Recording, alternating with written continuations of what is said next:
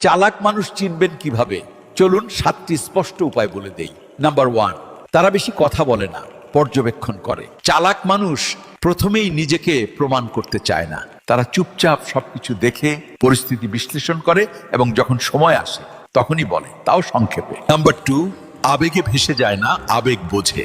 চালাক মানুষ রাগ, অভিমান বা ভালোবাসায় গা ভাসিয়ে দেয় না। তারা আবেগকে নিয়ন্ত্রণ করে, অন্যের আবেগ পড়ে বুঝতে পারে কোন কথা কখন বলা উচিত আর কখন বলা উচিত নয়। নাম্বার 3, তারা কখনো নিজেকে সবার সামনে বড় দেখাতে চায় না।